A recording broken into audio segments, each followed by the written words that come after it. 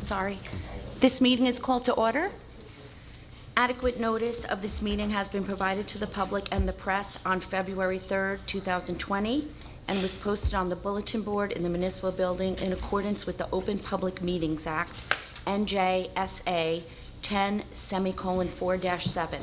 The purpose of this meeting is to discuss the short-term rental ordinance. Official action may be taken. Roll call, please. Vice President Auberger. Here. Councilmember Murphy. Here. Councilmember Van Tassel. Councilmember Weller. Present.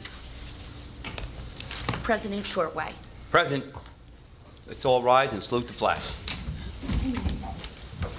I pledge allegiance to the flag of the United States of America and to the republic for which it stands, one nation, under God, indivisible, with liberty and justice for all.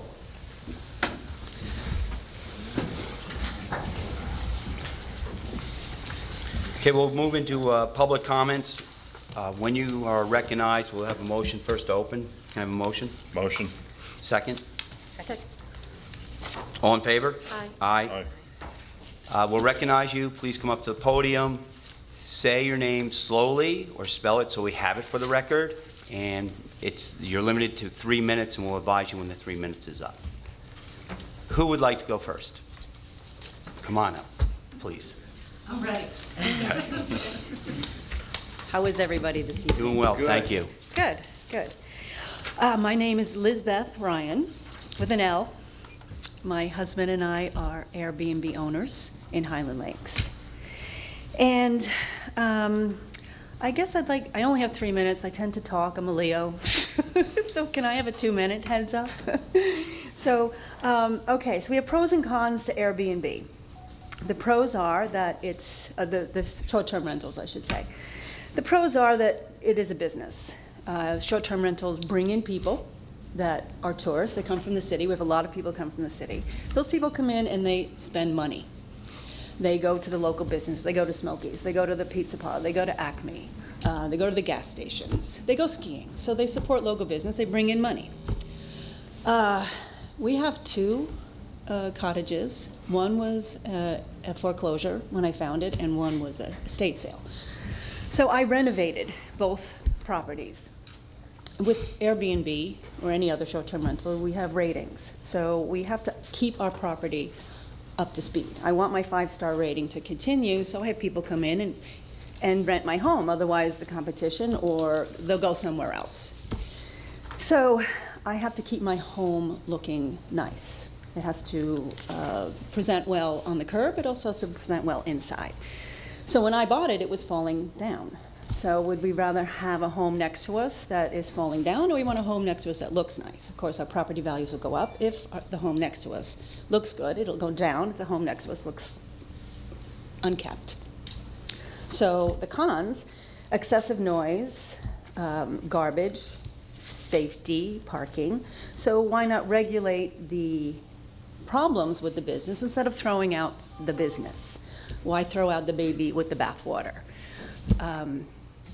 Let's address, okay, we had a conversation, I remember, we met out at Smokies, and we talked about, people leaving Vernon.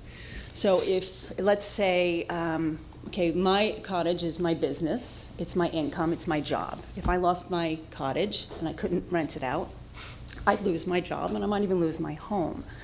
So it brings in business not only for other businesses, but for me. And I can keep my home, I can keep it up. Same with a lot of other people. In a 3-block radius in Highland Lakes, there's maybe 12 homes. 30% of those homes are already on the market. If we add more homes in the market, that depletes the value as well. And we want to bring in people in Vernon. We don't want to lose more people. And people come in and they see all these homes for sale. They say, well, what's wrong with Vernon? Well, there's nothing wrong with Vernon. It's a great place to live. People come in from the city and they see, oh, what a beautiful place to live. I think I want to rent here. I want to buy something here. Highland Lakes is a tourist attraction. It's beautiful up there. We've lived in Vernon for 25 years, and we didn't know how beautiful it was up there until we invested in some property. But we took 2 properties that were falling down, and we fixed them up. And we have to maintain that curb appeal so we continue with our business. Let's see. All right, noise does not bring down your property value. A house falling apart will bring down your property value. So let's address the problems of the business, not the business itself. Can we do a noise ordinance? Can we regulate garbage? Okay, somebody said garbage is all over the place. Well, I understand that. I had a house 2 doors down from me that was Airbnb, and the owner did not regulate the garbage, and the bears came in and took the garbage. That was a problem. So why not have an ordinance, no garbage left out on the curb for more than 24 hours? Or if your garbage is strewn all over the place, you must pick it up. Or you must have your garbage in a shed. So just examples. We have to, if we address the problems and fix those, then the business can continue. Having a permit so that it brings in money to the town regulates the businesses, gives the police, local people, access to contact information, phone number, email. I also have in both my places, I have a note sitting on a framed note that says, this is a community of families, please keep your noise down to a respectful level after 10 o'clock. My neighbor has my number. I've had Airbnb for 5 years. I have never received a phone call from her. I check the reviews when people come in. I spend a lot of money renovating the homes. We both spent money renovating the homes. I don't want somebody coming in that's going to destroy it. I don't want someone coming in giving me a bad reputation for the neighborhood or on Airbnb. So everyone that rents my home, I check the reviews. And we do have, as hosts, the authority to say, no, I don't want this guy in here. I don't want this family in here. I check in with my guests. I stop in if I have any questions whatsoever. I stop in and I say, everything okay? You know, I don't rent to children. I don't rent to anyone under 21 years of age. I limit the amount of people staying in the home because I don't want 10 kids that are, you know, on spring break partying, destroying my home. It's important to me. It's important that Vernon continues to look like a good place to live. It's a beautiful place, and we want more people to come in. So I respect that. So I wouldn't want to lose my home. I wouldn't want it to go into foreclosure. I wouldn't want to see the business fail because there are some hosts that do not pay attention to their properties. Am I 3 minutes up yet? Yeah. So the solutions to the problems rather than killing the business is I guess my, way to Sure. go. You want to ask a question? Go ahead. You said It's you a own workshop. you own 2 cottages. Do you still live in Vernon? Yes. Okay. Yes, and that's another reason. We are Vernon residents. I want Vernon to succeed. I don't want my property value, where our main dwelling, I don't want the value of that home to go down because there's so many homes for sale. I took 2 homes off the market and renovated them, and I think there's a lot of other people who have done the same. So I wouldn't want to see more homes go into the market to ruin what we have in the home that we live in. Thank you. You're welcome. Appreciate it. This is my husband. Well, you can come up and have another 3 minutes by yourself. You're another person. This is my wife, Okay. she's the talker, I'm not, but I just want to add a couple. Could you just add your name for the My record, name's please? Russ Ferber, Thank you. and I've been in Vernon for about 30 years, and I think she does a great job. She's, like she said, she's been doing this for about 5 years, and she's learned from it. I mean, if we've had 2 bad rentals in the 5 years she's been doing it, she's learned from that. She's learned how to stop it from continuing. She can get a review before she brings people in to see what type of people they are. So if it's not the right fit, she can decline it. I just feel like the ordinance I've read is good, but I was here 3 weeks ago, and I don't see a lot of changes to the way it was 3 weeks ago. To me, it doesn't really address the problem of whether it's Airbnb or home away, the hosts that don't do their job right. You know, if it's a good host, you're not going to have a problem. If it's a host who doesn't care, you're going to have a problem. And I get it, because I don't want a party house down the street from me either. Sometimes I have more problems with our permanent residents than I do with the Airbnb down the street, because I've got noisy neighbors. I've got one guy who uses his snow blower or his leaf blower for 3 hours every weekend, and it's annoying. I've got kids driving all-terrain vehicles in the woods, and we listen to that drone all the time, and there's nothing we can do about that. It's just part of being in a neighborhood. But I really can't add much more to what she said, but I just feel like you need to direct the ordinance at the people that are the problem, not the people that are doing the right thing. Permit? She says the permit's a good idea. Okay. Thank you. Thank you. Mr. President, may I make a comment? Just sure. I have spoken to this lady here, and we've had very good conversation. Let me just say this, that it's my personal belief. I won't have an opportunity to vote on this ordinance. As the mayor, I won't, but I will have to sign it or veto it, whatever the case might be. But I believe that short-term rentals are a part of the new internet economy that may go away, but it won't go away soon. And all the evidence that I have indicates that it's just in its infancy. There's a lot of businesses like that. I haven't heard anyone on this council or me who said that we don't want short-term rentals in Vernon. They're here. We know that they are. It's an existence of life. All that we're doing is really trying to address the situation from a regulation standpoint. Now, there are people who have come here and have told us that they've had bad experiences with short-term rentals, and they wish they'd go away. They don't want them to exist. Many of them up in the lake communities, that they've said this. Last meeting we had a session where we had about 50% of the people who were for, as I would guess, 50% of people who were against. But I haven't heard anybody up here say we want them to go away. We're looking at this from a standpoint, this exists. It exists in our town. It exists in the United States of America. There are some safety issues that's related to it. We want to put together a regulation, as I see it, to try to address those. There are some issues related to fairness, from my standpoint, when we've got B&Bs and others who are paying 3%, and we've got these short-term rentals that are not. That's a fairness issue, in my view. And in addition, at a time where individuals are constantly talking about their taxes in this town, we can't solve all the tax problems just by Airbnbs.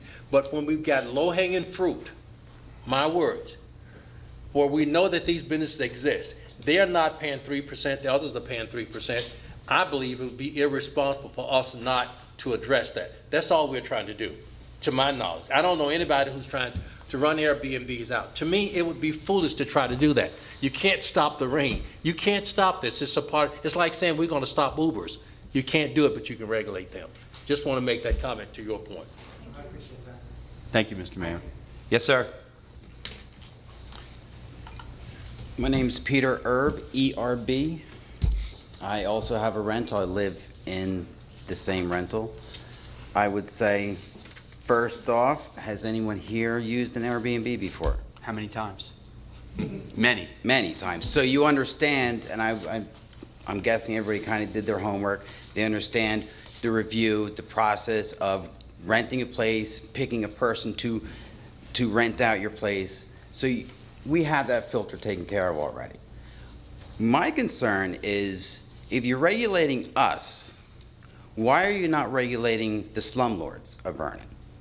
I have a house, 2 houses down from me. It's a long-term rental, and it's a pigsty. And nothing can be done about it. There's no regulations for slumlords to maintain their property. We have to maintain our property just so we have a good rating. And that is self-regulated. You know, most people want smaller government. They want business to self-regulate because it's less expensive for towns to regulate. Airbnb is doing that already.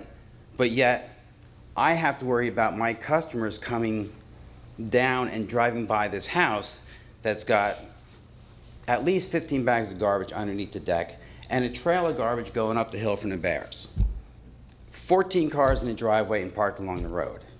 But yeah, I see in here you're saying I can only have 1 car per driveway.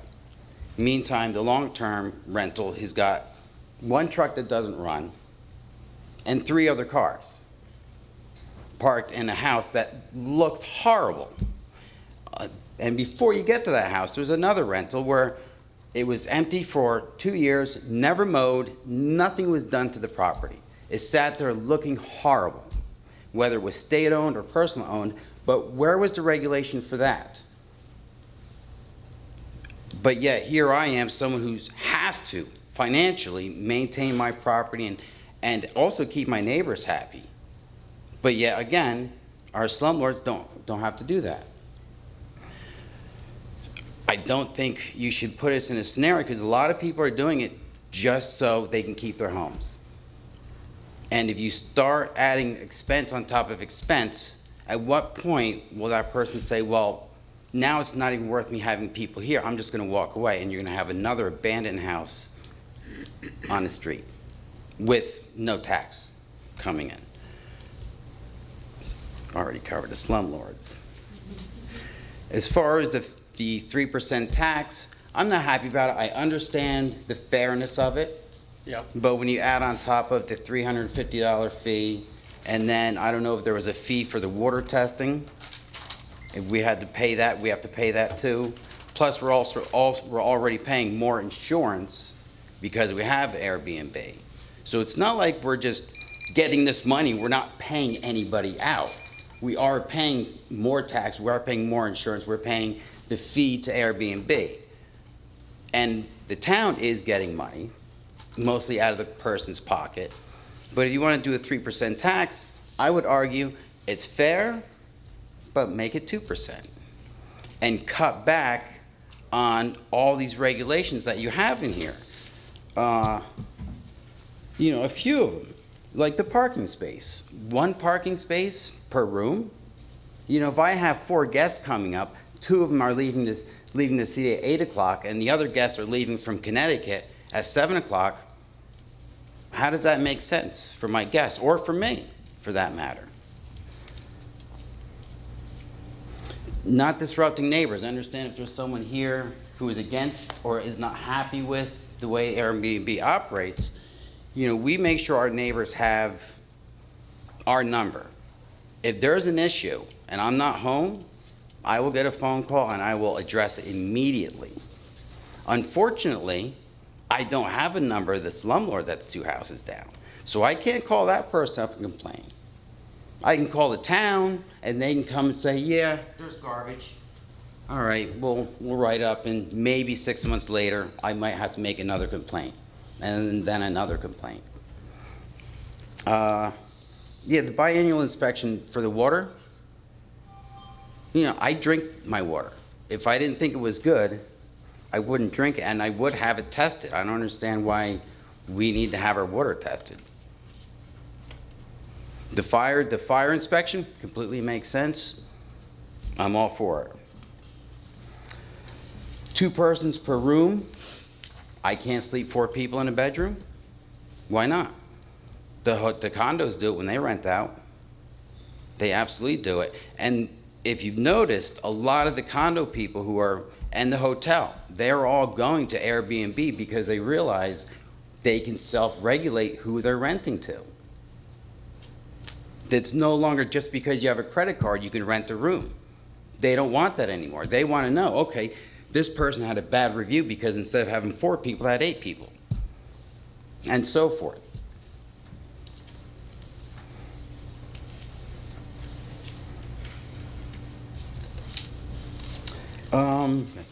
So, sir, if you could just finish up because you're over your 3 minutes, please. Okay. The 2-hour notice. I didn't understand that in the regulations either. Why I have to be contacted within 2 hours if there's an issue. I understand. I would, if my neighbors call me, I will make an immediate response. But some of these regulations are really, really reaching. And I guess my time is up. I have a couple questions. Your home's in Highland Lakes? Pleasant Valley Lakes. Pleasant Valley Lake. So I guess I'm just thinking, so in Pleasant Valley Lake, if it's in the summer, if your tenants want to use the lake, is there any additional fee for that? No, we do have the passes. They have to take our lake passes. Okay. And being that I do live in a lake community, the lake community can change ordinances as far as the noise, and that is something I plan on addressing with my lake community also. Because our guests, they may take the pass and go to the beach. Mm-hmm. They may go swim and they may go fishing, but they still need to have our passes. I agree with you about, homes not being maintained, but it's even people that own the homes and live there, they're not maintaining them. So it's not just homes that are being rented out. That is the biggest issue though, Yeah. to me, is because the landlords don't live anywhere near these rentals. And they don't care because they know what? If one person moves out, someone's gonna move in, someone who does not care where they live, as long as they have a roof over their head, they're gonna pay the $900 to $1,200 for a dilapidated house where they don't care about garbage. They're not gonna pay for their garbage to be picked up, so it's just gonna get shoved under the deck. And to Mr. Erb's point is that people that are renting out their homes year-round, not through Airbnb, are not following the regulations of the town by getting the smoke cert, by registering, doing their landlord registration, or getting the water tests. So it's really difficult, I'm just making a statement, it's really difficult to regulate them unless there's an issue and a neighbor calls the town and the town finds out, gee, there's a tenant there and they're not registered, so then they backtrack. But a water test that's actually state. That's a state law. So, you know, just so you know, it's not the town coming down on, you know, but we have to give you what's expected. But just to keep in mind, like I said, you know, what's being done about just regular rentals, other than the fact that if you know something's happened, it's like a self-reporting type of thing. So, but I guess with Airbnb, if you're going through that system and then they're reporting you, pretty much, Yeah, and if I don't step my game up, I'm not gonna have a business anymore, and you don't have to worry about it. But as long as I keep a 5-star rating, which means clean house, nice place, pleasantry, I'm gonna stay in business, and you will get your taxes. One question: do I get to come back when everyone else is done talking for another 3 minutes? No. No? Keep moving, one time. Well, I gotta say, 3 minutes is really not Well, enough. that's the rule to get everybody going. Excuse me. Thank you. Mr. Erb, would you like to share with us the long-term rental that's a big problem in your neighborhood? The address? Not publicly, no. Okay. But you will let them know, please? Yes. Thank you. Okay, thank you. And we'll do something about it. Thank you. Hi, my name is Lou Blaine, and I'd like to talk about a segment of the B&B, Airbnb, that hasn't been talked about. The primary people doing Airbnb are not living in the properties they're renting. There are a number of people in town, not a large number, but a number of people in town who are looking at renting out Airbnb within an owner-occupied structure. We live in Glenwood, up on 565, and we have a suite, separate suite, bedroom, bathroom, which we were considering, and we've been in the process of setting up to do an Airbnb. It's not going to be rented out 52 weeks of the year. If it's rented out 5 weeks of the year or 7 weeks of the year, that would probably be what we do. I'm a retired guy on a fixed income, and a little extra money would not be a bad thing at all. However, with the keeping us, treating us in the same manner that you treat a commercial Airbnb, where people own multiple properties and everything, to me, a $300 registration and the other fees puts us out of the market, because I end up being a town employee. I get $300, $400 in, I pay it to the city, that's the end of that. I don't really care to work for the city. I'm retired.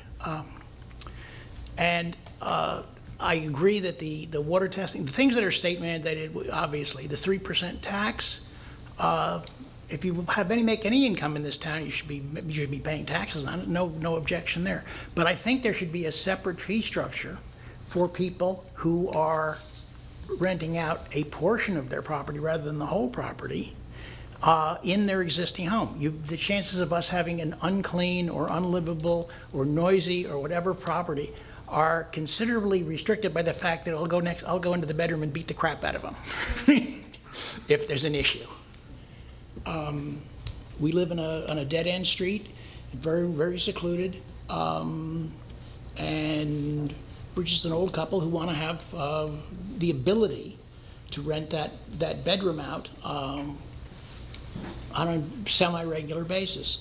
Just as another thought on another class that seems to be not looked at, is there are a number of regular bed and breakfast places in town and I know in speaking with one owner, that he was considering picking up another property, strictly bedrooms, to put on an Airbnb thing. But he gets reservations in through Hotels.com, Trivago. This would simply be a separate stream coming in, and he doesn't know coming in whether a guest is coming when they check in. Did they come from Airbnb? Did they come from Trivago? So to have a notice, to have a separate parking regulation, to have all of this stuff separate, he's then got two classes of guests staying in the same property or in the property next door. It becomes entirely unenforceable. Somebody comes in on a Friday night to stay 2 days. Who do they register with? Who do they report to? Who takes the information? Who is the custodian of the information? What is the state mandated regulations on private information kept by the town? A lot of this has not been thought out. Even if somebody comes to stay in my house and they come on a Friday and leave on a Monday morning, exactly who do I call on a Saturday night to have them register their license plate? It's not feasible. Just ain't doable. Thank you. Thank you, Mr. I have a question. Did you say you were considering renting, or you have done it No, already? we're considering, we're looking into it right now. Because I think, and we've heard so much about Airbnb, but I think last year when they changed the laws too, if you do not go through Airbnb, if you rent it on your own, you're not subject to the tax. I think that's just. I believe that's true. So if you were to. Then how do I advertise it? Well, that's your problem. That's your problem. I'm just saying. I'll put a sign on my front lawn saying it's for rent. I'm just giving you information that that's what Oh, the no, I state, that they understand pulled that, back but and the they. purpose of Airbnb is that it's the exposure. Well, right, but I would imagine if there are people that have repeat customers, they might just call you. You know, I'm just kind of saying, like, if you.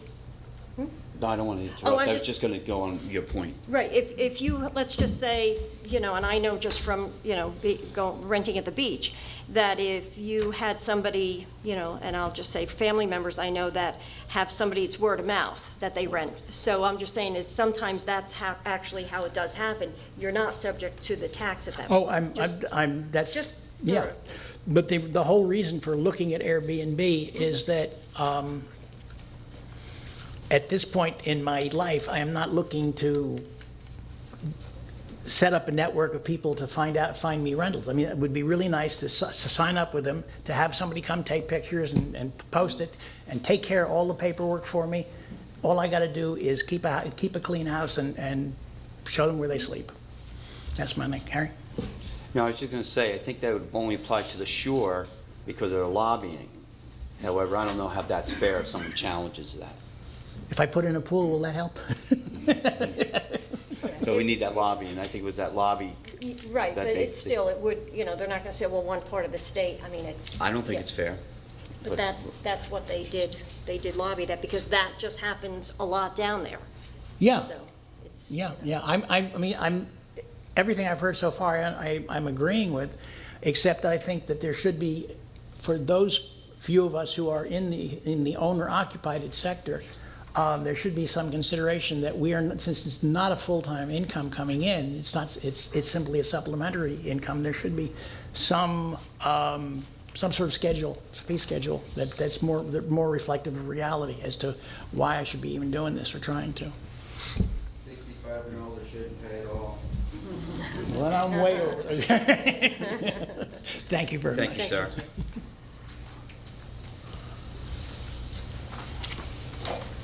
My name is Stephanie Blaine, and as I'm sure everybody here knows, married people don't always agree. That was my husband.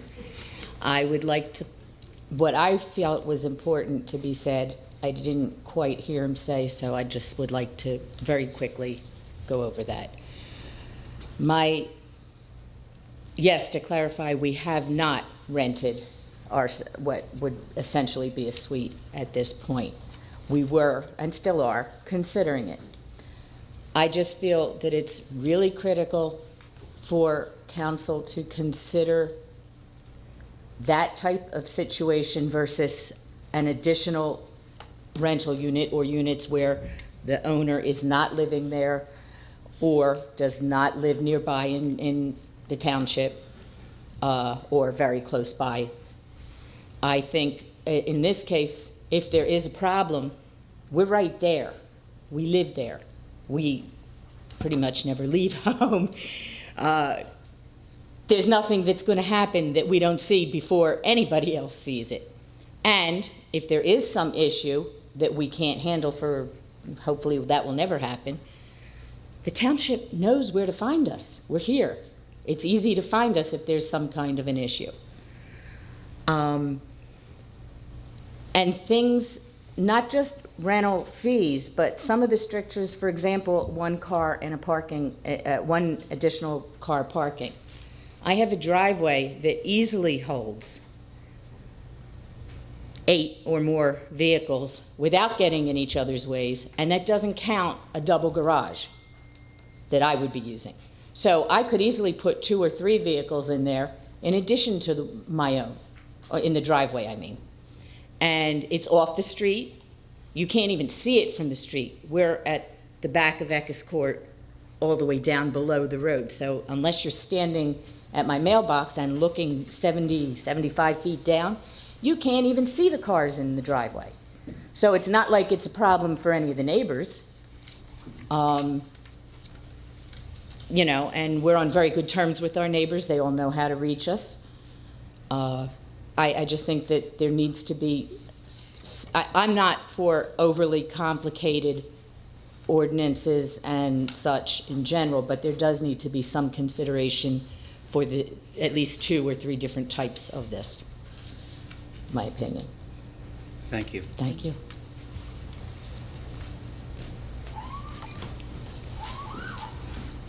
Good evening. Hi there. My name is Lisa Gocklin. I was here a couple of weeks ago for the last meeting. I live up in Highland Lakes, and I think for all of you, the question is kind of what takes priority? Is it the interest of someone's business or the safety of the permanent residents? So I know this couple here talked about it. You know, they have 2 cottages that they've renovated, and they look nice, and that's appreciated by neighbors. But talking about property value, as we moved up here as a young family, we raised our kids up here, I would absolutely under no circumstances buy a house next to a short-term rental. So I don't care what it looks like. It may be gorgeous, price may be great, but I'm not gonna live next to a short-term rental. You have transients in and out. I don't know who they are. They're not invested in the neighborhood. They may be very nice, they may be not, I don't know. But they're not invested in the neighborhood. They're in and they're out. And every weekend, you have a changeover, you have new people. So I just feel that the safety of the permanent residents needs to be taken into consideration as a priority above somebody maintaining a second home. Primary residence, I feel, should be taken priority over a second home as a business. I just think it just kind of devalues, it reduces the integrity of the entire neighborhood when you have transients in and out. Maybe they're nice, maybe they're not, I don't know. But I know a lot of people that would absolutely not purchase a home next to a short-term rental. I don't feel neighbors should be responsible for policing those short-term rentals. All right, they have your number if anything happens, but I shouldn't have to worry about that. I shouldn't have to worry about the safety of myself, my family, or anybody that comes to my house because there's short-term rentals next to me and people are kind of in and out. I don't feel the residents should have to worry about that. I know you have a hard decision to make as far as what takes priority. Is it somebody's business or the safety of the permanent residents? So I think, like, really carefully consider safety of permanent residents first. I think the safety of all of our children takes priority. Thank you. Yes, sir.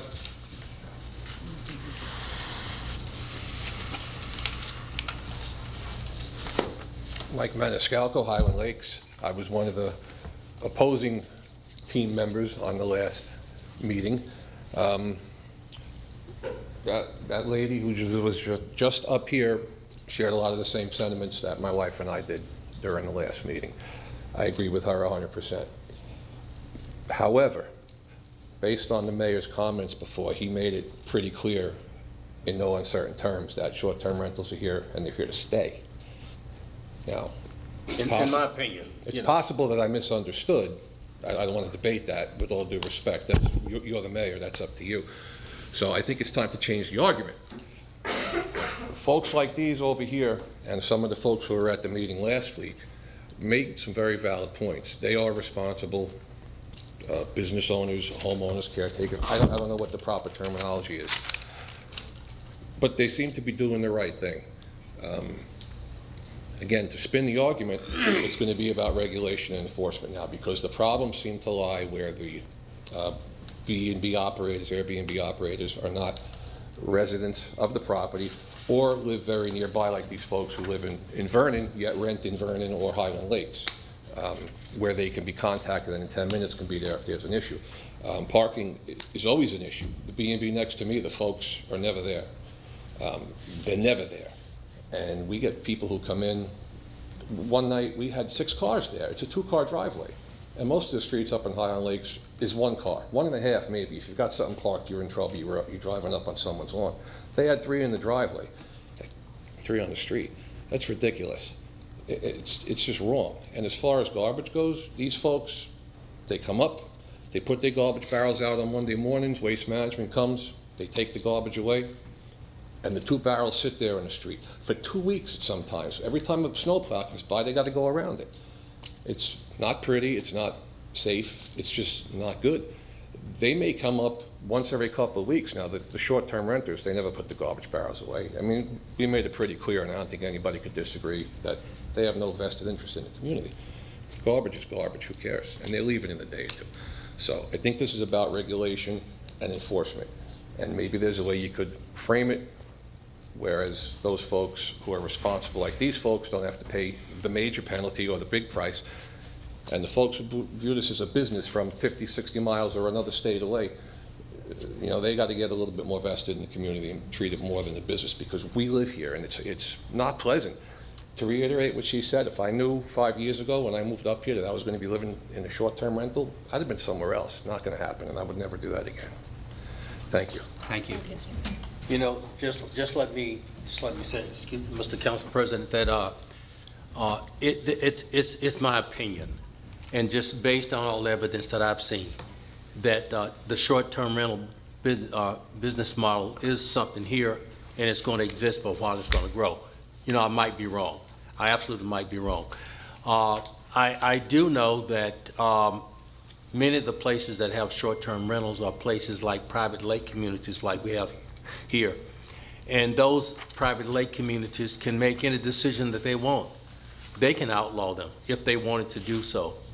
And I'm assuming that those who live in these lake communities, in addition to the, and they are aggravated or have problems with these short-term rentals, I'm assuming that they're going to those lake communities and doing the same thing. I'm assuming. And if they are, why aren't those lake communities outlawing them? My best guess is that the people who run these lake communities are very much concerned about the lake communities, and they're very much concerned about their citizens there. I'm thinking that they exist because they exist, and they are going to continue to exist. So it's not me saying that I'm not going to ordain them, but I just think it's a reality of life that we need to try to deal with. That's all I was trying to say with that statement. Understood, and that's what I heard. All right, thank you. Thank you. Mr. Stassi? Good evening. Peg DeStassi. I'm not opposed to the ordinance, but I do see some administrative concerns that I have about it. One is the cost of doing business to set this up in town against the intake of money that will be received. Is it going to be really profitable? How many are there? What's the cost of setting up this program? Are we going to need to hire new people to monitor all this new activity that's now going to become an issue? Because I can assure you, from what I've heard in the last 2 meetings, the phone at the police station is going to be ringing off the hook, because you got a lot of people that are angry about this. So you're going to have somebody to take care of those issues. I have no problem whatsoever with hiring somebody if it's profitable to do so. The other thing that I would like to bring out is I follow the business networks a lot on TV. And there is a lot of chatter going on about the corporate level of ownerships, the Airbnbs and so on and so forth, that are entertaining lawsuits about this. Have you, or do you, have any feelings about that, and are you prepared for what could come down the road? You could be sued by owners locally, you could be sued by the Airbnb, you could be sued by a lot. To me, when I read the ordinance, there's a lot of room in there for lawsuits to be applied.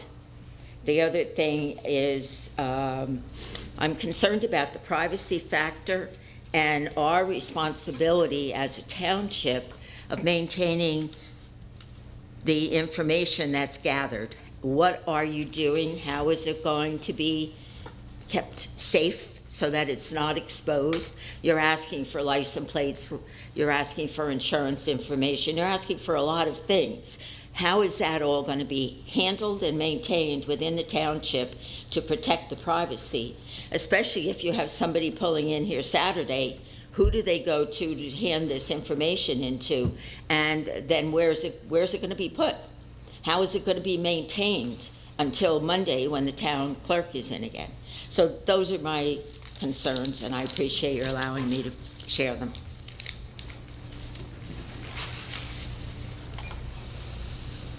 Anyone else? No?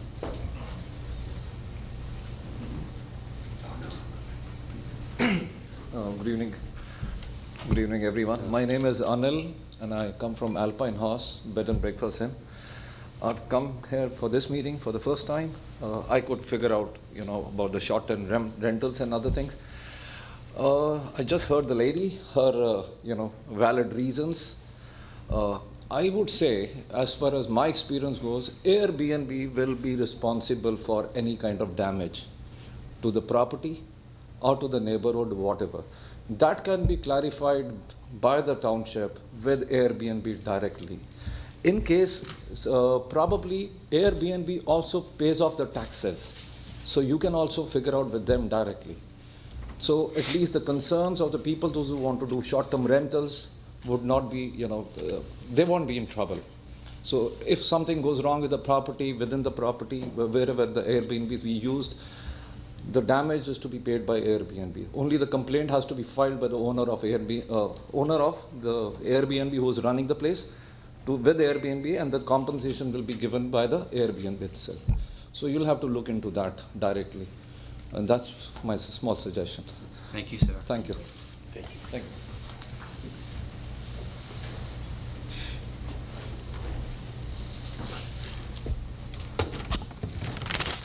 John McNally.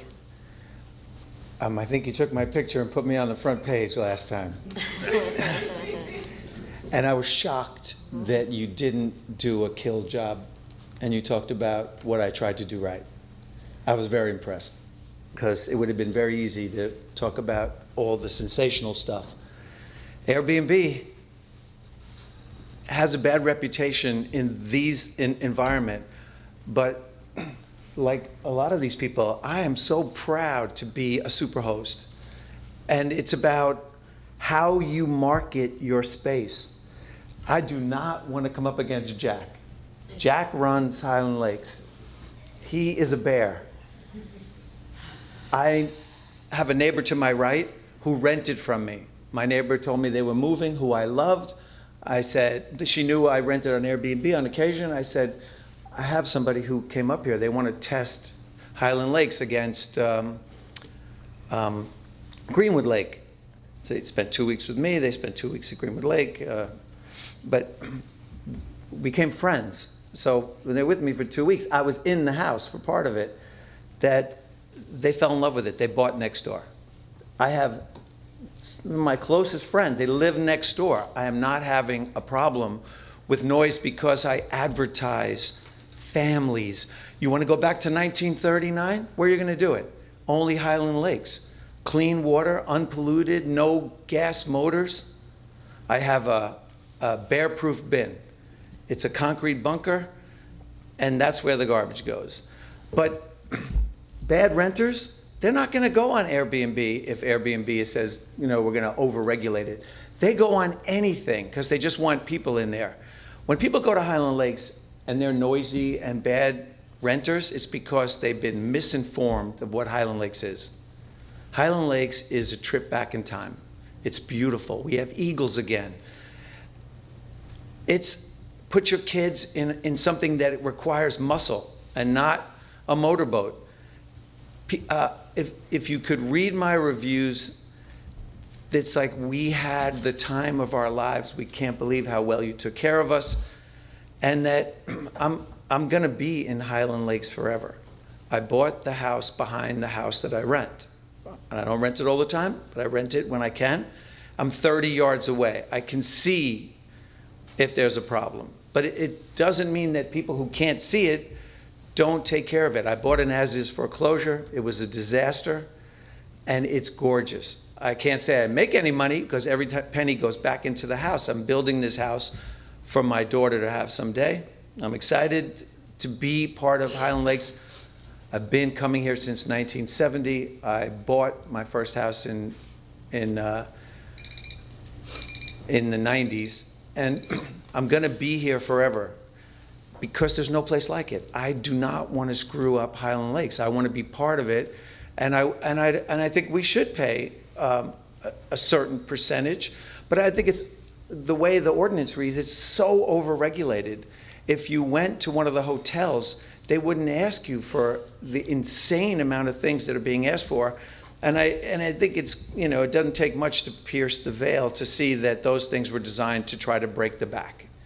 And that we shouldn't have more regulation than the hotel has. And having water tested is a great thing. I wouldn't mind posting that. I've never walked into a hotel room that had the water posted, but we have well water. Posting it, not a big deal. Having, if you're an Airbnb and you have to have a bunker for garbage and the garbage is a problem, we have bears. People don't. You get a knock on the door, can we come in? A bear just walked past me. It happens a lot more than you'd be surprised. Start finishing up, please. I'm trying to make it. Okay. move on. That Number three. I'm proud to be an Airbnb renter. I try to do the right thing. I learned how to do it. Airbnb has $1 million policy for every rental. That there's a lot of Airbnb that people don't understand. And the Airbnb, they ask people for information about themselves, their licenses, their Facebook stuff. That if you are a bad renter, you take somebody who has a Muppet picture as their profile and not clear. But if you want to be a good renter, you take people that have 5 kinds of information. It's already there for Airbnb. So if you need it, it's there, and it's the way to regulate it. If you break the back for Airbnb, bad renters are still going to rent. You just won't know where they did it. Thank you. Thank you. Excuse me, sir, but properties that are on public water, like Suez, they're already following the regulations, so their water is tested. Oh, I don't mind testing No, the I'm water, just that you don't see it. You don't see it in the hotels. Yes, but their water is tested. But this is a private water act. This is for private wells. No, That's- well, I don't mind the water testing. What my point with that was that I feel like we're being over-regulated, and it wasn't about what really is a good thing, but about how to stop. Because there are people that are angry, and I'd be angry too if I had a bad neighbor who didn't take care of their property, who didn't keep crazy people out. If you're advertising that this is Wildwood, and people show up, and it's not Wildwood, they're going to make as much Wildwood as they can. And that's not what... People are killing themselves to come to Highland Lakes because Highland Lakes is very special. Not because they want to go nuts. Bad renters, if you can see on Airbnb, how are they renting? What are they offering? If they're lying to people about this wild place, you can see it. If somebody says, I actually lie on my Airbnb. I say you need 2 rentals. I worked out a deal with the club.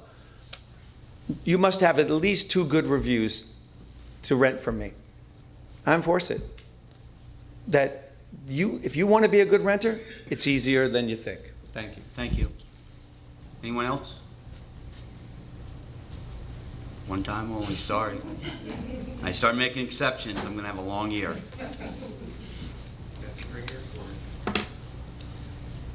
Okay, see no one else? I think because it is a work session and we're trying to get the input, if somebody brought up another point that they want to talk about, I think we ought to allow it. Do you have another point? Well, make a motion. I make a motion. Do you have a second? Second. All in favor? Aye. Okay, come on. How's that? Peter Erb, ERB. The taxes, how would you know what we are making in income, and how would you actually tax us? I'm curious on that. It comes right through Airbnb. We've been in contact with Airbnb. They're asking for regulations, and they're saying, go ahead and tax. We'll collect it, and then we'll send you the check. Okay. With VRBO and everybody else too. So when we just like we're making these regulations, Airbnb has asked us to do this. They want to work with us. They asked you to do all these regulations? I don't know about all of them. I'm waiting for my phone call for over a week ago to discuss it with them, but they have been in contact with us. Okay. They already give taxes to the state, so I think it's a great idea if they, because I don't think everyone's going to voluntarily say, oh yeah, I made $20,000 tax, but I know they give money to the state, so why wouldn't they give money to individual accounts? So that's it. Thank you. Nothing yet?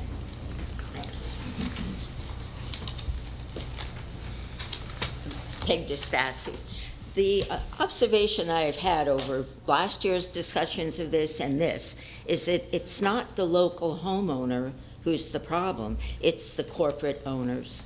Is there some way that this ordinance can be rented that the corporate is handled under one level and the private local ownership, people that actually live here, are handled under another level?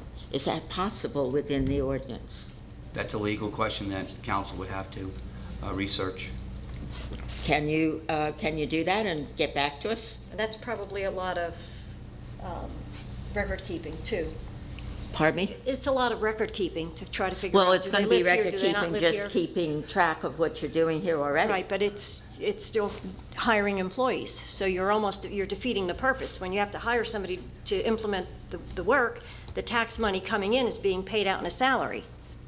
So, like I said, it's coming up with a happy medium. But it just seems to me that you're punishing the local people who are trying to enhance our town because of the corporate entities that are doing it just to make money. But then where does it end? If you live in Wantage and you own a home in Highland Lakes? Well, they're But I'm just saying not town residents then. Right, but they're not a corporation either, so.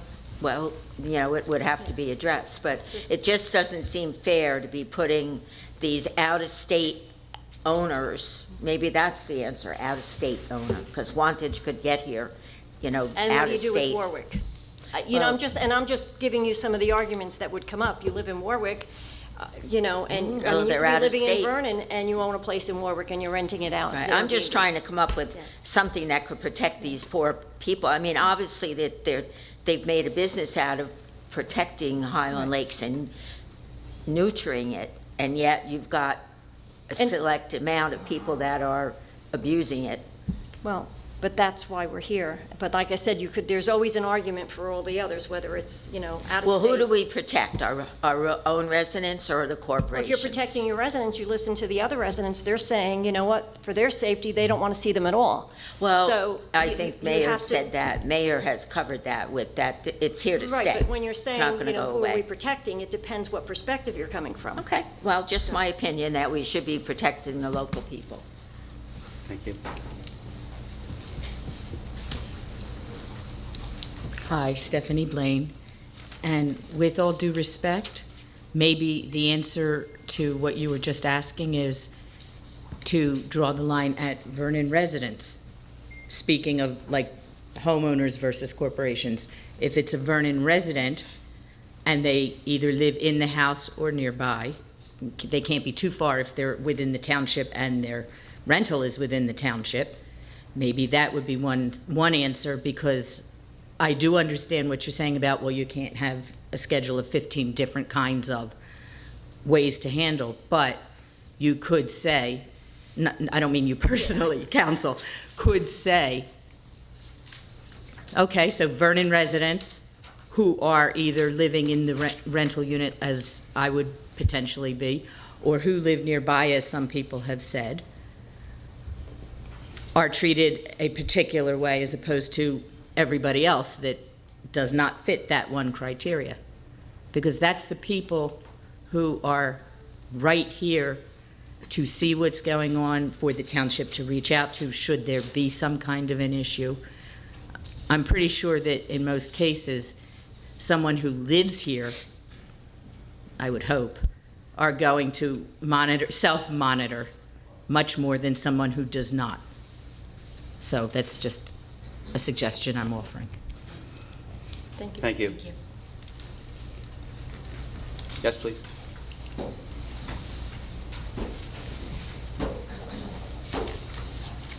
I apologize that I missed the beginning, so I'm sure I missed some stuff, but in response to those last just couple of things, unless something changed. Name, please. Name. I'm sorry, Robin Jenkins, Glenwood.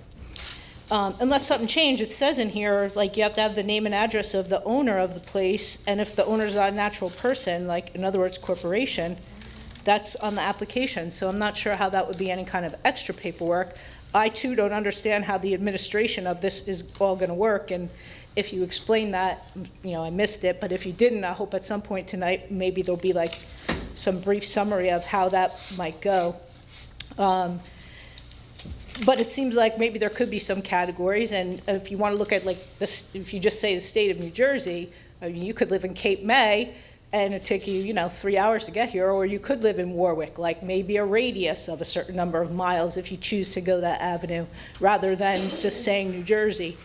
But I think, the category of a single person owner versus a corporation or multi-owner, or like the couple back here saying they actually live there. I think that's a legitimate thing. That's in my mind, a different category. If you're in the house, I agree. I don't know if I would go in and beat them up, but you certainly could. I think policing that is a whole different avenue than policing it if you, in fact, lived at the shore and would have to come this far or be close by. So, thank you. Thank you. Yes?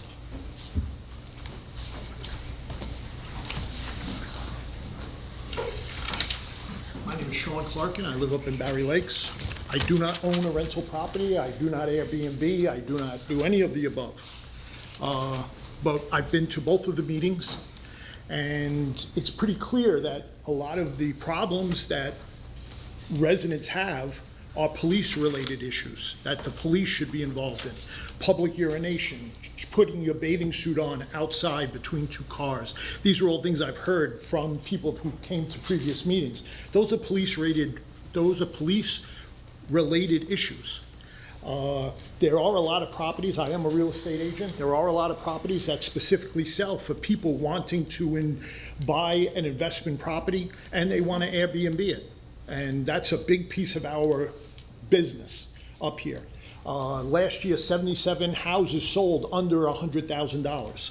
Those 77 houses are all being renovated. Somebody's paying a lot of money who bought a house for under $100,000 and they're renovating them. The year before that, it was 124 houses sold for under $100,000, and the year before that, it was 120. Recently, the state of New Jersey stated that there were, the banks stated that in the state of New Jersey, there were 60,000 foreclosures.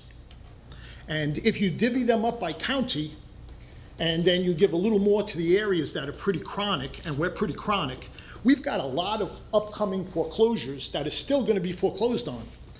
And by starting to regulate Airbnb at this particular time, unnecessarily, it's not going to be good, because a lot of those people that have been buying these houses that are under $100,000 are going to stop because they can't Airbnb them.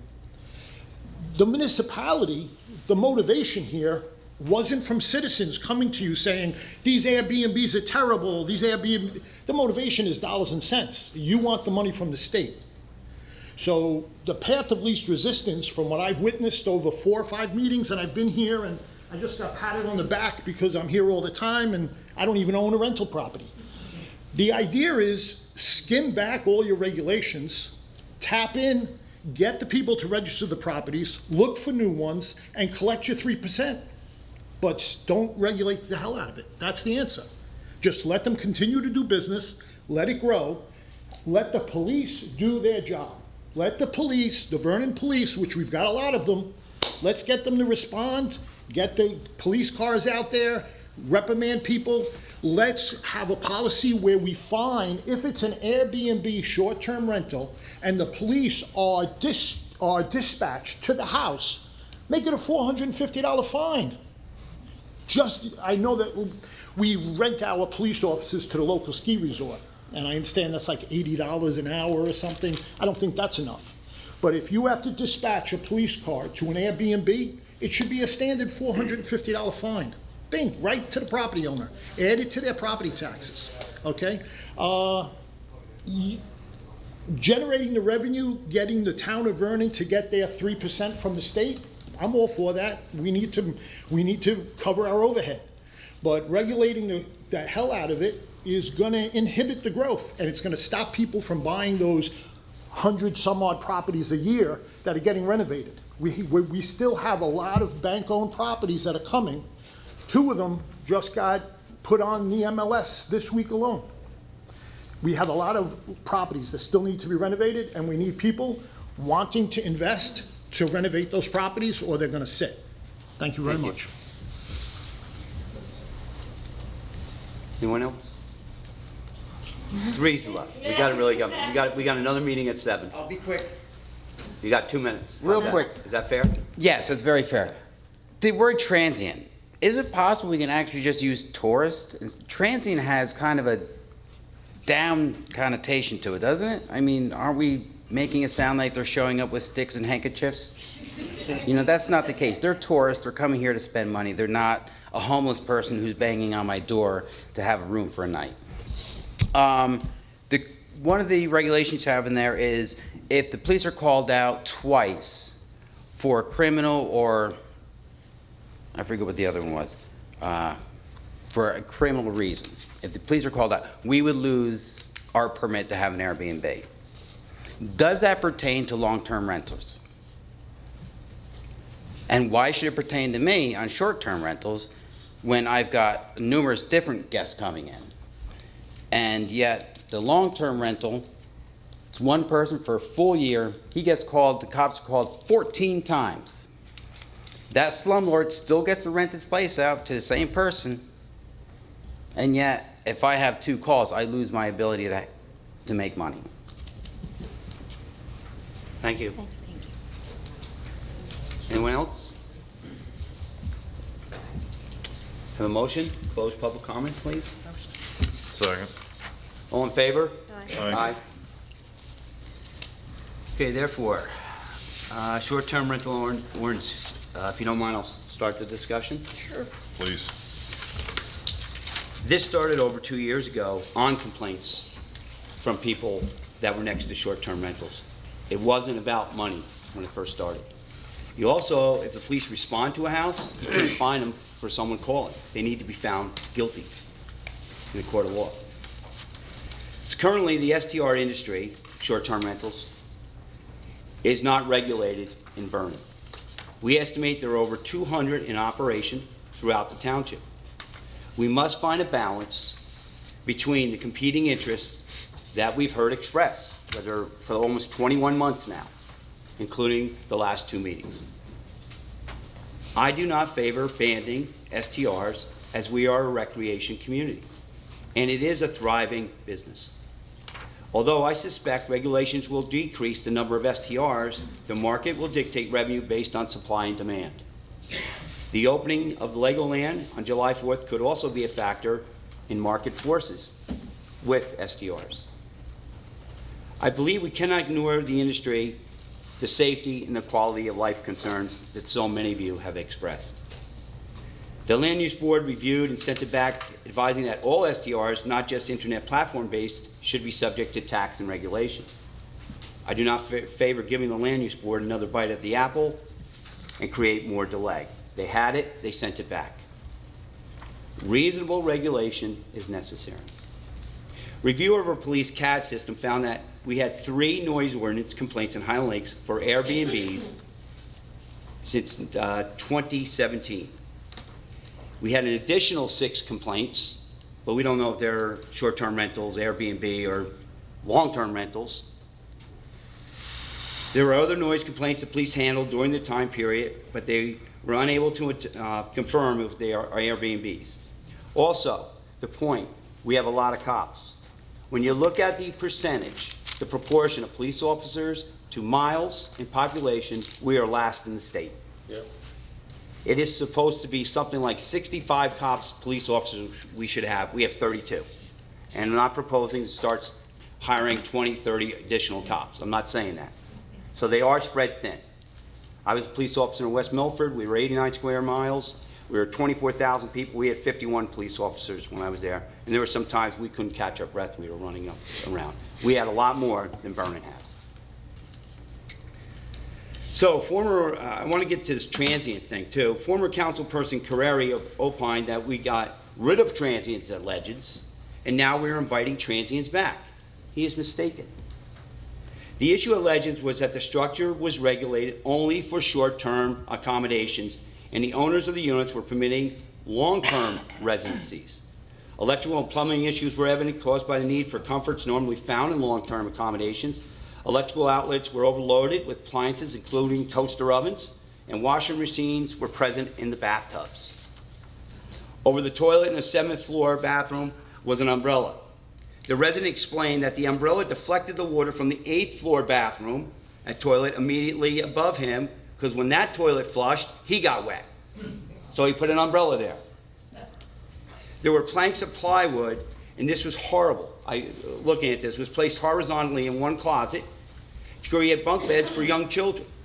The bunks reminded me, and I don't want to say this is anywhere near the Holocaust, but right away, this picture came into my mind, and you've all seen it of the little camp in Botchewall where they had the planks. And that's what I saw, because there were little kids sleeping on plywood in a closet. To say the least, what a hazard. No one should live like that in this United States. I could not allow those conditions to exist. My administration took this issue on because others failed to address the illegal and unsafe living quarters. So throwing out one transient population, it's not true. We are a tourist community, and we need to welcome them, but we need to do it in a reasonable and safe manner. So Highland Lakes, very, very desirable location. My second son bought a house there some years ago. My daughter now is looking. I love going up there. So I looked at Highland Lakes because of the desirability, and Jack does run a tight ship up there. I estimate, because I spent Friday night looking at this, there are 20 homes operating, and these are 20 homes just renting out as STRs in Highland Lakes. None were inspected in 2019 as required per New Jersey Fire Code regulations. Revenue is estimated at $500,000, because I sat there and started adding up all the revenues, what it was per night, and dividing it out, not going 7 days a week, but going like 3 nights a week. I figured that would be reasonable. The average cost per night was $247. There are some actually gorgeous, gorgeous homes up there on the lake. Pursuant to Section 2 of the Uniform Fire Safety Act, 1983, the International Fire Code of New Jersey shall be locally enforced by the Township of Vernon. Ensure compliance under the state fire code for carbon monoxide and smoke detectors in regard to seasonal or change of occupancy. So I think it should be biannual inspections. Now those that own houses here, they should be getting inspected. I don't know if they're not, but we don't have records of this. The Highland Lakes Association is aware of short-term rentals because the association gets $50 per tenancy. They have a different rate structure, and I'll read it to you. It's right on their web page, so it's nothing new. It's right there for anybody to read. Highland Lakes regulations are as follows. Members who rent their premises are also required to register all tenants with the club office upon each change of occupancy and must establish the tenants as associate members prior to the tenancy. For each tenancy, members must pay the corresponding associate member dues for calendar year 2019. I think they changed it on March 1st of last year. Associate member dues shall be $300 for properties that rent for more than 3 months up to annually per tenancy, $100 for properties that rent monthly or any part thereof per tenancy, $50 for properties that rent weekly or less per tenancy. So they are allowed. Compliance by members with the club's bylaws is not optional. Jack runs a tight ship. You need to follow his rules. Failure to register properties and tenants in accordance with club policy or misrepresentation of the amount of rentals or rental durations will subject the members to a penalty assessment in an amount equal to then current annual cabin dues for each violation, together with late payment charges if the penalty assessment is unpaid on the first day of the second month following the assessment of the penalty. So they do have rules and they do permit it. So one host came to me and he wants to be anonymous. He collected approximately $26,000 last year on his house rental. Nice business. This is a $10,000 decrease because of the influx of additional STRs. Highland Lakes is collecting the fees and has made attempts to impose regulations, but the state fire code needs to be enforced by the Township of Vernon. I think we all can agree on that. Currently, there is a quasi-black market industry that demands regulation. Airbnb has approached us, VRBO, regulate it, make it safe. And I've said before, I stay at Airbnbs. I'd rather stay at an Airbnb than a hotel. No offense to the hotels, but I like the Airbnbs, whether it's out in Steamboat Springs or down in Philadelphia or Boston. I've had great experiences. So when we do this ordinance, even if we don't get it right, we can change it like we did with the soil ordinance. And when we look at probably the greatest lawmakers in history, our founding fathers, they created this thing called the Constitution, run the government, law of the land, and they devised this mechanism called amendments to make changes when you don't get it right, including the first 10, which there's no other law like that, the Bill of Rights. And we could do that. We've proved we've done that. But I think with the Airbnb market growing, with summer coming, with Lego land that could be a great influx for the businesses of Airbnb in our community, we need to get on the roll. We've been doing this for 21 months. I appreciate everybody coming out so we hear it, so we get it as right as we can, but we cannot keep delaying this and delaying it. We are doing the best job we can. We do listen. I don't know if you see it. We are taking notes. I think Ms. Murphy there has a notebook full of notes there. So we are listening to you, and we're trying to get it right, but we have to balance all your concerns to be fair with you. And that's why we're up here. That's all I have to say. My notes make them crazy. In Highland Lakes, I believe the 3 summer months are included, trash is included in the dues still? Yes? Yes. Yes. So, and I just wonder, because that's just thinking about those 3 months, like with trash, if there's an issue, I wonder if there's an issue if these, and I don't want to target Highland Lakes because they're not the only places that are doing short-term rentals, but if you have somebody that's registered with the lake because you're requiring it, do they, and if the trash isn't being picked up, if the Lake Association could be addressing that with them, because I know that is it Ruffling, said that, he gave us pictures of all the trash being left by the homes, which is something. But if you have an absentee landlord that's not following it, or if they put too much trash out, I'm not sure how it's actually documented up there, but since the lake is keeping a record, I would think there would be some way that the Lake Association could monitor if there's a trash issue that, I hate to say the neighbors report it, but with the trash comes the animals, and it really does look poor. So just trying to address the trash issue. As far as saying we need more police and the police need to patrol, to me, that's not a good argument, because that means that there's plenty of problems. And I think, aren't we up to, not to split hairs, but aren't we up to 33 police? I thought it was 32. Yeah, because last year, I think we had 1 deployed for a year, and we hired, Well, we had 1 deployed, we hired an extra because of different issues, so we are at 33, I believe. The issue of transient, by the way, elected officials, we are considered transient, by the way, and that comes actually from the New Jersey League of Municipalities, so as just to kind of give a little more broad perspective of that. Question for our attorney. neighborhoods that are not involved, that do not, are covered under associations. And let's just say they wanted to form an association for the intent not to have Airbnbs in their neighborhoods. Is that something that they could just do, just for something like that? Because I'm just, like Highland Lakes, they can make their rules strict. But if you're in a residential neighborhood in Vernon, you're just following whatever's in the town. You don't have any rights then. Just trying to give from the other perspective.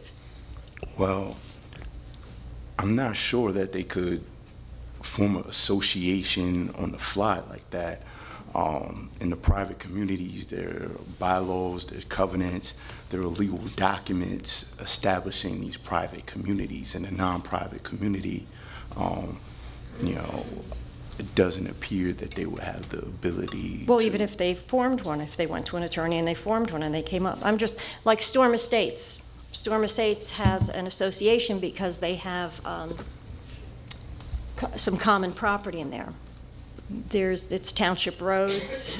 There's no advantage to it other than that they have some common property. I think it's because of the drainage.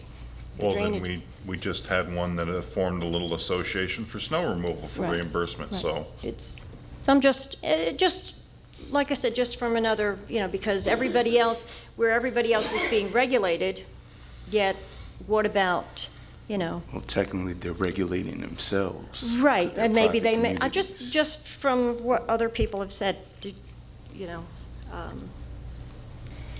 sorry, Harriet, I do not believe Legoland visitors are coming here. It's a nice thought, but it's a little far.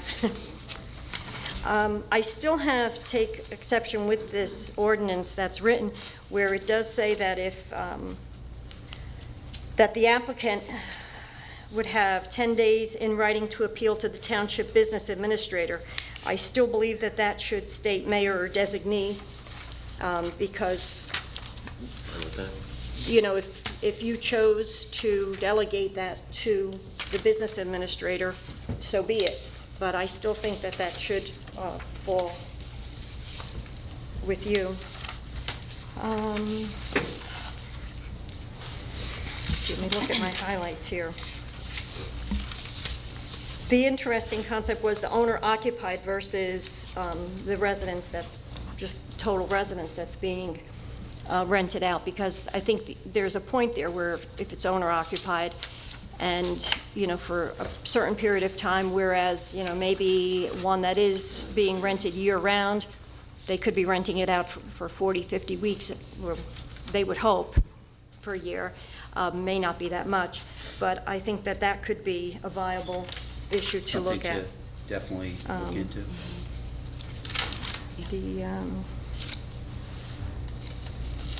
Like I said, water testing is water testing. Yeah, and I think, and I'd just be curious if Highland Lakes, for their tenants, when the short-term rentals, when the Airbnb, if somebody rents their home out, you charge extra for, like, badges or anything for those tenants from Airbnb? Yes. So you're paying, so is that by transfer? Is that what the $50 is for? No. Oh, there, I didn't know where the voice is coming from, so that was no. So if somebody in Highland Lakes is renting out their home in a short-term rental, they pay Highland Lakes $50 to register the property, and then they pay an additional fee if they're using any of the facilities like the beaches or swimming. Okay, and is that year-round that you pay that, or is it just when the badges are available? Round. Okay. Because I don't think any of the other, maybe Lake Wallkill, but I don't know that anybody else. Actually, I don't think Lake Wallkill even allows tenants to use their beaches. Not sure. But I think that's all the input I have on. Are we looking to have these two changes put in before we take a vote on this? Are we voting? We're not going to vote on it. Okay. We're not voting. I thought the next meeting, we get it all squared away, we introduce it the next meeting. No vote tonight. Yeah. Good. Yeah, because I think there needs to be. I don't think we're ready to vote on it. No. And it's not on the agenda to vote. Oh, well, then the point was brought up about some have large enough driveways to accommodate more cars if they, as long as there's no parking in the street and they're on the property that's being rented, possibly to increase the amount of cars. We could look in that, plus we've asked for a diagram of the property. I mean, if we also keep on over-regulating, now we have to send somebody out there and measure the driveways, Well, the widths of the driveways. That's what I'm saying, just to simply state if the vehicles be no on-street parking, they have to be parked in the driveway of the residence. You don't have to measure anything, just the vehicles have to be parked in the residence, and that's it. Yeah, I think it has to be a designated area, because I don't want next door to me to have 10 cars on their lawn. I've seen, you know, I've seen houses in my time working for the DPW where they've gotten rid of their driveways and do nothing but park on the street, so. I mean, it's something we definitely have to look at, and I like the idea of looking at owner or host occupied dwellings compared to unoccupied by the host. Again, it's always the legal issue. Are we all always pointing the finger? Are we pointing somebody out? Like right away I'm thinking interstate commerce, and then if it's an LLC, well, they're a person also under the law. How do you say they're going to be more regulated when the law recognizes them correct as their own person? But the other one we may be able to work in if the host is present. And that was the pure, I guess, the beginning of all this Airbnb and VRBO was, if you had an empty bedroom and you want to make a few extra bucks, you put somebody in it. I just wanted to make a quick comment. Sure. I just want to thank all of you that came out to speak about whether or not you do an Airbnb or just your opinion on living in lake communities. Mr. McNally, I think it was you who mentioned it's like stepping back in time living in Highland Lakes. I grew up in Cliffwood Lake, so I can certainly relate to that, and I thank those of you that are doing the right thing. And like Mr. Mayor said, the short-term rentals, they're here, right? So now it's time to do something about them and look out for the safety of the community and regulate where we can. So I thank you guys for coming out and speaking your minds. I appreciate it. Here, here. Anybody else have anything? Gene? Mr. Mayor? No, sir, thank you. Okay. That being said, can I have a motion to adjourn? Motion. Second. All in favor? Aye. Aye. Thank you. Thank you. John, how come you didn't make it?